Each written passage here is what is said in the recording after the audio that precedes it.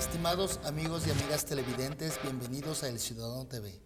En este espacio de diálogo abierto nos encontramos con la asambleísta María Augusta Calle, quien fue electa por la circunscripción 3 del Distrito Metropolitano de Quito. Con ella dialogaremos sobre varios temas de interés nacional e internacional. Asambleísta, bienvenida a El Ciudadano TV. Buenos días, muchas gracias.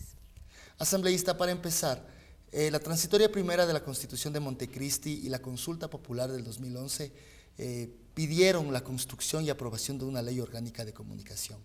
Sin embargo, la anterior Asamblea Nacional desacató este pedido. ¿Llegó la hora, con una mayoría legislativa, de aprobar este proyecto vital para los ciudadanos? Bueno, la antigua Asamblea no desacató. De hecho, conformamos una comisión ocasional de comunicación donde los miembros del Movimiento País, entre ellos yo, que fui vocal de esa comisión, trabajamos de manera muy fuerte. Preparamos dos informes, uno de ellos, el segundo informe es el que vamos a votar, espero que en esta semana o en estos días. Es un informe preparado por la antigua comisión, que no pudimos terminar de trabajarlo en la Asamblea porque no teníamos los votos de una oposición que estaba cerrada a la existencia de una ley de comunicación. Ese informe, que creo yo que es una propuesta de ley de las mejores de América, la vamos por fin a votar y a someterla a consideración del compañero presidente en estos días. Corrijo, una oposición política que desacató el mandato constitucional y que por otro lado casi permite que la Corte Constitucional expida una norma transitoria que hubiera sido como quitarle atribuciones a la función legislativa. Así es, una oposición política que, estando de acuerdo en el 80% de los artículos, se resistía a votar a favor de la ley de comunicación porque tenía una enorme presión mediática. Aquí los medios de comunicación y los poderes que están detrás de los medios de comunicación jugaron un papel fundamental para conseguir que no exista una ley de comunicación, desoyendo, como siempre lo han hecho, el mandato popular, no solamente de la Constitución, sino del referendo, como usted lo ha dicho. Señora asambleísta, ¿existe algún consenso ya a priori para aprobar el proyecto de ley que ya fue, que tiene un segundo informe por parte de la Comisión Ocasional de Comunicación conformada por Mauro Andino?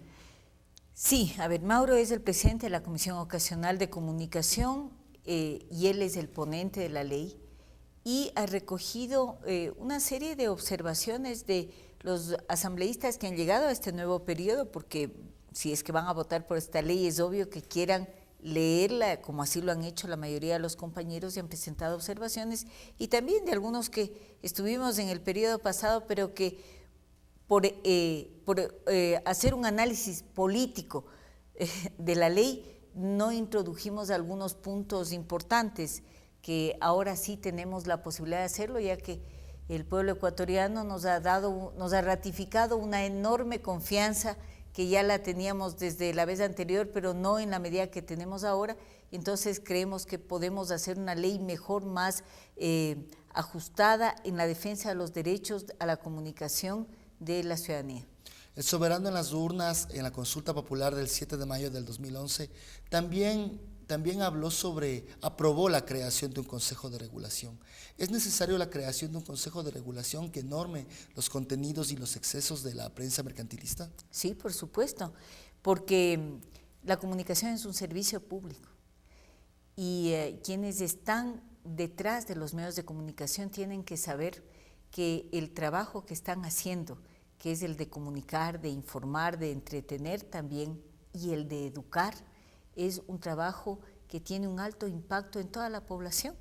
Entonces, esta actividad comunicacional obligatoriamente tiene que ser regulada, no controlada, pero sí regulada, porque estamos hablando de que al tener un impacto en la población pueden estar haciendo bien o mal a los niños, bien o mal a las mujeres, bien o mal a la sociedad.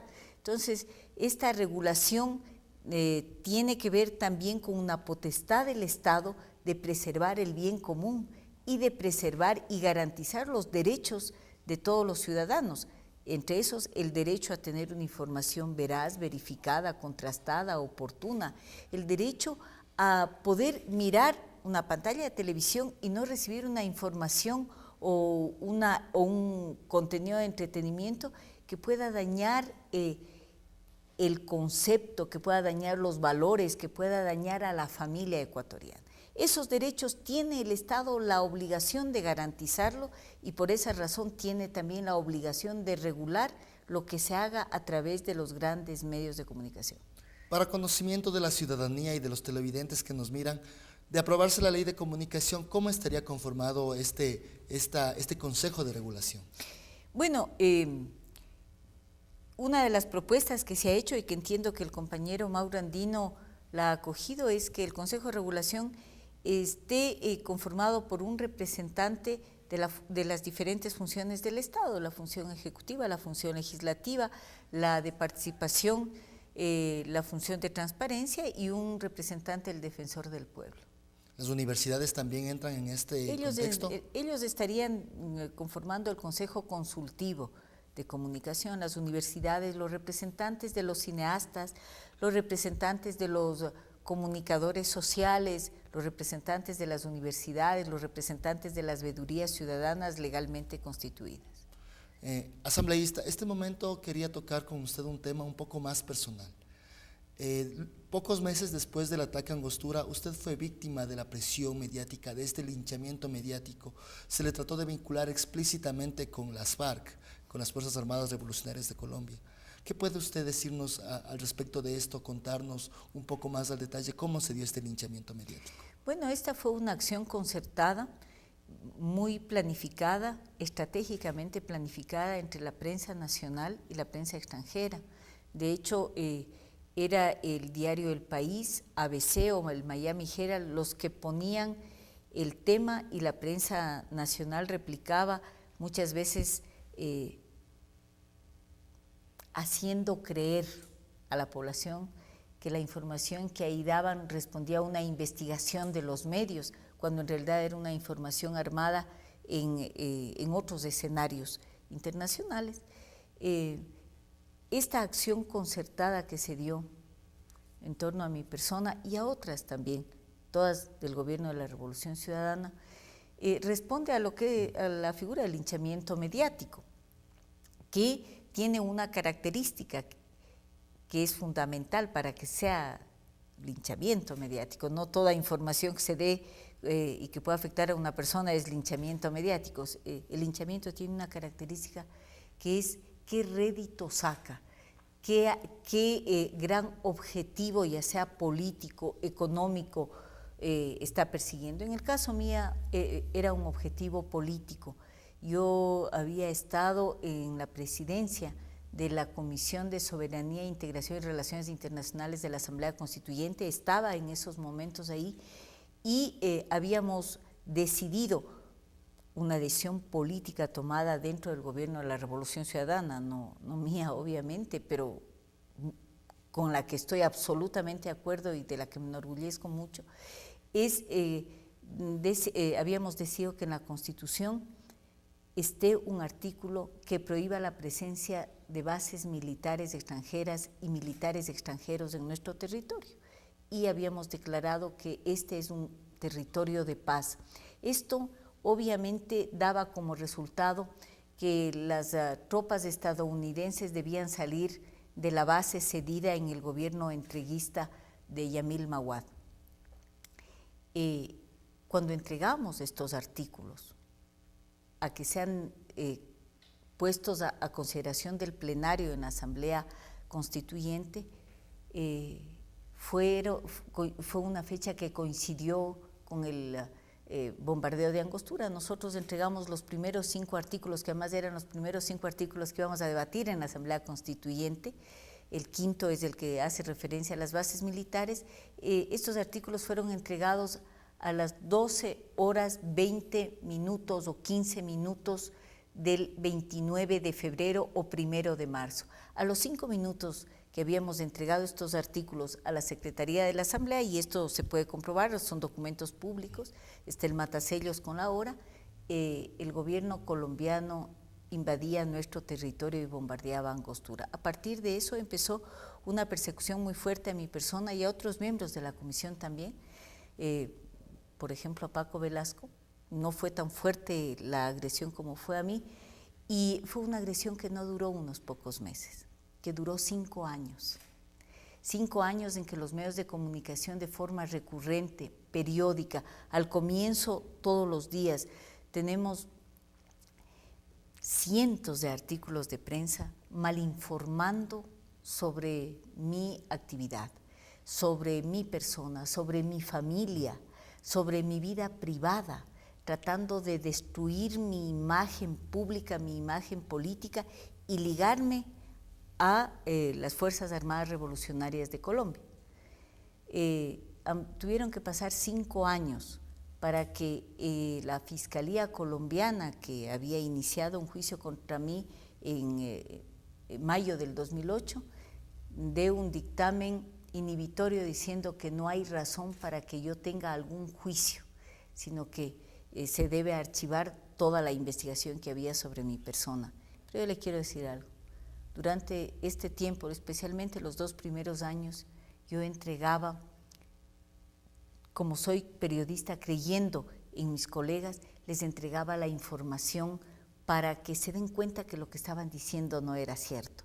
Pedía réplica, pedía rectificación, cartas iban, nunca regresó una contestación, nunca sacaron la rectificación, sabiendo que lo que estaban diciendo no era cierto, entregándoles la información para que puedan investigar. No quería que me crean, quería que investiguen simplemente, que cumplan su labor periodística, que hagan el trabajo ético que hemos aprendido desde el primer año de la universidad, desde la primera clase, que es contrastar la noticia, que es averiguar, que es verificar la fuente.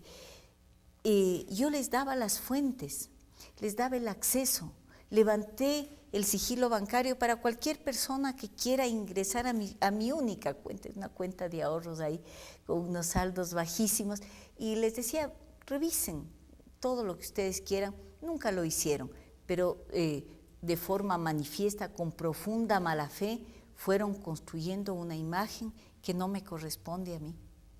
No hubo la voluntad necesaria de los medios de comunicación privados de investigar más a fondo este tema. Aparte de esto, no se realizó solamente notas informativas, sino caricaturas peyorativas, contenidos de opiniones que no daban con la realidad. Sí, me pusieron apodos, me caricaturizaron. No es muy difícil caricaturizarme a mí, pero lo hacían.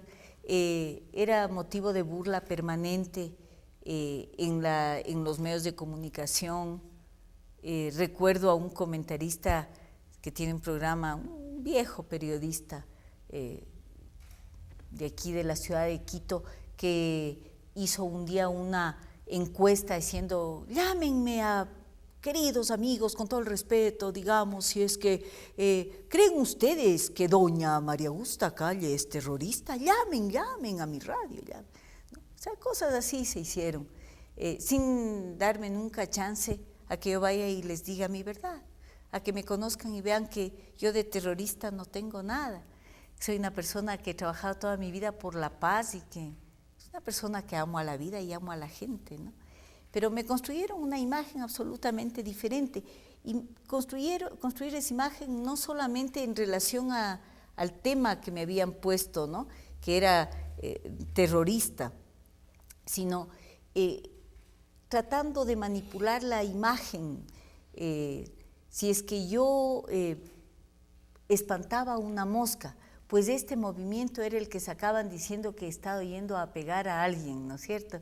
Si es que recuerdo una vez en la Asamblea Nacional, yo hice un chiste y hice las manos así, dijeron que yo le estaba insultando a una señora, ¿no es cierto? Entonces siempre, claro, yo soy muy vehemente en hablar, pero esa vehemencia no le contextualizaban, sino le sacaban 2 o 3 frases o le editaban, y me iban forjando ante la población una imagen de una mujer tremendamente agresiva, violenta, cosa que no tiene nada que ver con mi personalidad.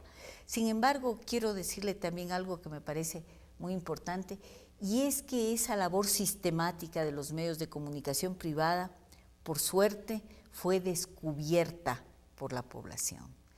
Y a pesar de todo ese trabajo de linchamiento mediático absolutamente planificado que hicieron conmigo, yo fui electa con una muy buena votación para la asamblea anterior.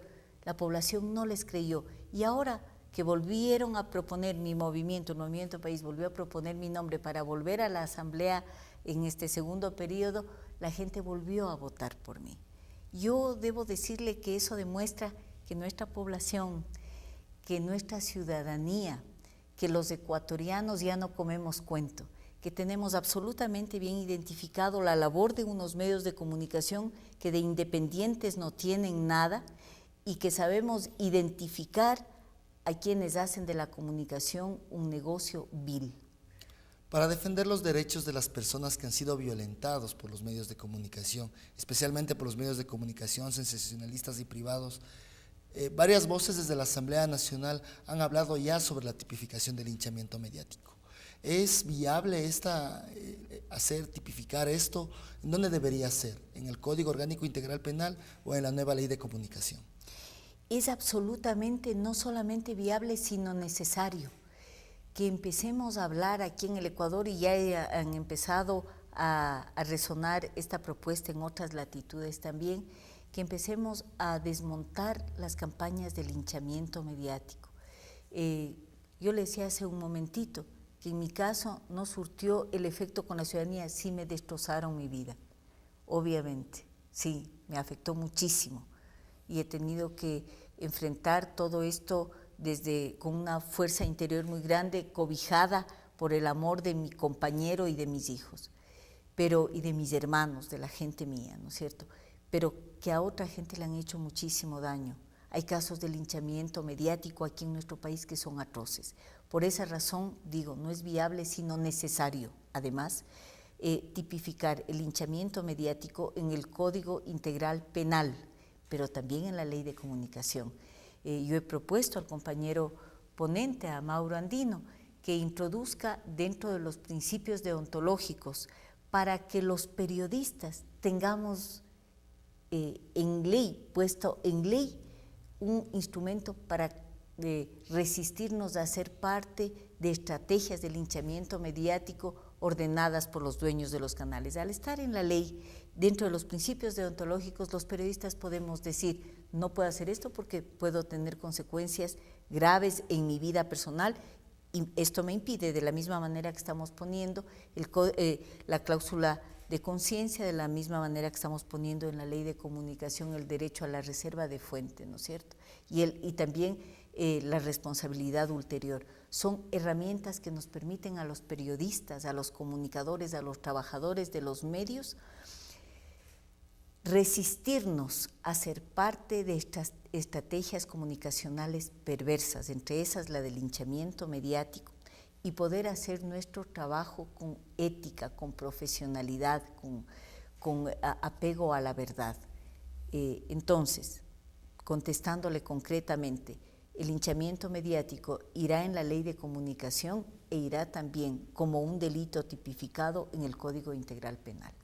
Asambleísta, su mensaje a la ciudadanía para que pueda defenderse de estos ataques de los medios de comunicación, para que también estén tranquilos de que se viene un proyecto de ley para todas y todos los ecuatorianos.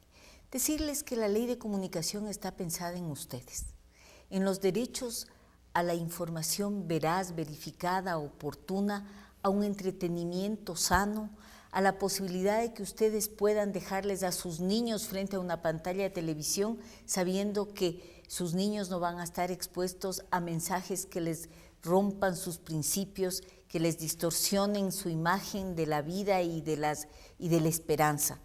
Esta ley es pensada en ustedes, en la defensa de sus derechos, pero también quisiera decirles que ya no les tengan miedo a los grandes medios, que estamos dando una batalla también por su derecho a su honra, a su dignidad, que cuando un medio de comunicación le agreda, cuando un medio de comunicación tergiverse la verdad, que cuando un medio de comunicación atente contra su dignidad, contra su privacidad, va a haber un lugar previsto dentro de la Ley de Comunicación, que es el Consejo de Regulación, donde usted puede hacer una denuncia. y donde va a tener protección para salvaguardar su dignidad y su honra, que es lo único que tenemos desde que nacemos hasta que morimos los seres humanos. Asambleísta, muchísimas gracias por esta entrevista para El Ciudadano. Muchas gracias a ustedes. Fue la asambleísta María Augusta Calle en entrevista para El Ciudadano TV.